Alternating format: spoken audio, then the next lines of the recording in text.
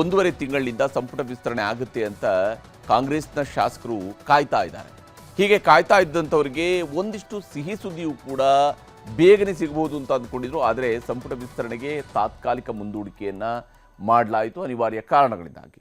ದೆಹಲಿಗೆ ಪಟ್ಟಿ ತಗೊಂಡು ಹೋಗಿದ್ದಂತಹ ನಾಯಕರನ್ನ ರಾಹುಲ್ ಗಾಂಧಿಯವರು ಪಟ್ಟಿ ಸಮೇತ ವಾಪಸ್ ಕಳಿಸಿದ್ದಾರೆ.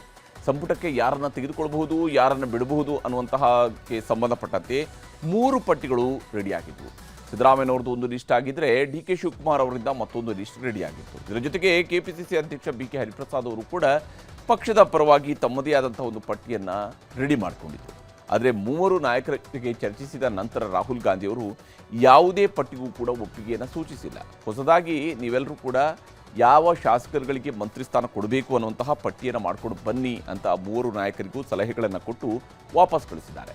ಈಗ ರಾಜ್ಯ ಕಾಂಗ್ರೆಸ್ ನಾಯಕರು ರಾಹುಲ್ ಗಾಂಧಿಯವರ ಸಲಹೆಗಳನ್ನು ಇಟ್ಕೊಂಡು ಹೊಸದಾಗಿ ಪಟ್ಟಿಯನ್ನು ರೆಡಿ ಮಾಡಬೇಕಾಗಿದೆ.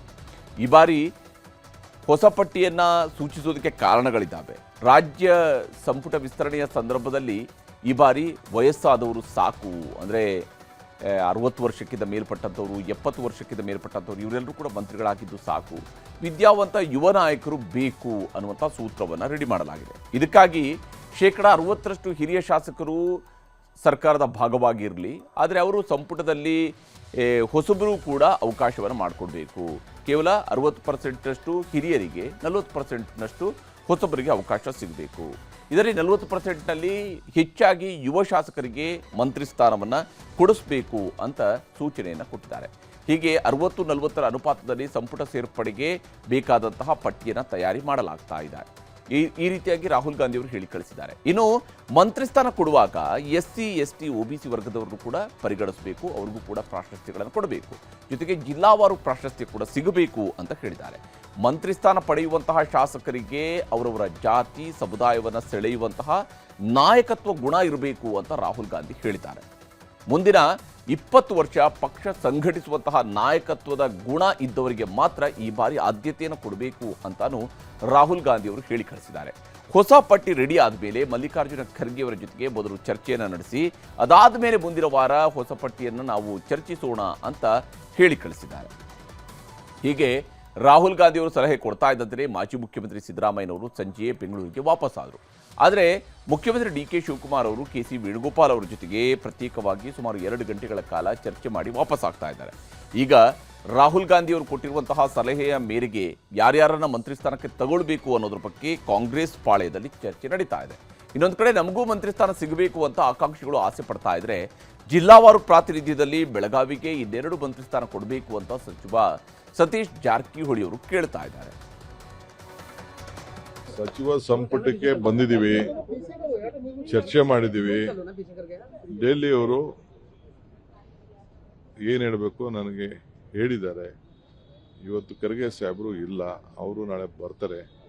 ಬಂದ ಮೇಲೆ ಏನು ತೀರ್ಮಾನ ಮಾಡ್ತಾರೆ, ಹೈಕಮಾಂಡ್ ಏನು ಮಾಡ್ತಾರೆ, ನಾವೆಲ್ಲ ನಮ್ಮ ಅಭಿಪ್ರಾಯಗಳನ್ನೆಲ್ಲ ತಿಳಿಸಿದ್ದೀವಿ.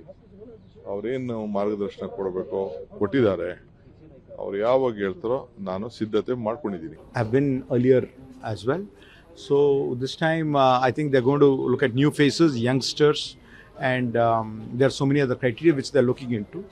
So we all fit into that, and we are hoping that we get a chance, and we will get a chance.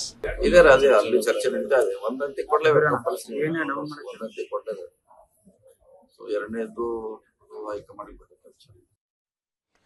ಇನ್ನು ಡಿ.ಕೆ. ಶಿವಕುಮಾರ್ ಅವರ ಸರ್ಕಾರದಲ್ಲಿ ಹೊಸಬರು ಯುವಕರಿಗೆ ಆದ್ಯತೆ ಕೊಡಿ ಅಂತ ರಾಹುಲ್ ಗಾಂಧಿ ಅವರು ಸಲಹೆಯನ್ನು ಕೊಟ್ಟಿದ್ದಾರೆ. ಆದರೆ ಪ್ರತಿಪಕ್ಷ ನಾಯಕ ಆರ್ ಅಶೋಕ್ ಅವರ ಪ್ರಕಾರ ಯಾರು ಜಾಸ್ತಿ ಕಾಸು ಕೊಡ್ತಾರೋ ಅಂಥವರಿಗೆ ಮಾತ್ರ ಮಂತ್ರಿ ಸ್ಥಾನ ಕೊಡ್ತಾರೆ. ಅದಕ್ಕಾಗಿ ಚೌಕಾಶಿ ನಡೀತಾ ಇರೋದ್ರಿಂದಾಗಿ ಸಂಪುಟ ವಿಸ್ತರಣೆ ಮುಂದೂಡಿಕೆ ಆಗಿದೆ ಅಂತ ಲೇವಡಿ ಮಾಡ್ತಾ ಇದ್ದಾರೆ. ಮಂತ್ರಿ ಯಾರಾಗಬೇಕು ಅನ್ನೋದು ಅವರು ಕೊಡೋ ಹಣದ ಮೇಲೆ ಡಿಪೆಂಡ್ ಆಗ್ತದೆ. ಯಾರ್ಯಾರು ಎಷ್ಟೆಷ್ಟು ಜಾಸ್ತಿ ಕೊಡ್ತಾರೋ ಅವ್ರು ಮಂತ್ರಿ ಆಗ್ತಾರೆ, ಕಡಿಮೆ ಕೊಡೋರು ಮಂತ್ರಿ ಆಗಲ್ಲ. ಇದು ಜಗಜ್ಜಾಹಿರೋತ. ಈಗ ಯಾರ್ಯಾರು ಸೀನಿಯರ್ಸ್ ಇದ್ರು ಅವ್ರು ಮಾಡಿದ್ದಾರೆ ಅಷ್ಟೇ. ಈಗ ಮಾಡೋದೆಲ್ಲ ಹಣದ, ಯಾಕಂದರೆ ಅವ್ರಿಗೆ ಚುನಾವಣೆಗೆ ಹಣ ಬೇಕು. ಹಣ ಯಾರು ಕೊಡ್ತಾರೋ ಅವ್ರು ಮಾಡ್ತಾರೆ. ಅದಕ್ಕೆ ಮುಂದೂಡ್ಕೊಂಡು ಹೋಗ್ತಾ ಇದ್ದಾರೆ ಅಷ್ಟೇ. ಹಣದ ತೈಲಿ ಇಟ್ಕೊಂಡು ಯಾರ್ಯಾರು ಡೆಲ್ಲಿಗೆ ಹೋಗ್ತಾರೋ ಅವ್ರು ಪಾಸ್ ಆಗ್ತಾರೆ, ಇಲ್ಲ ಅಂದವ್ರು ಮನೆಗೆ ಬರ್ತಾರೆ.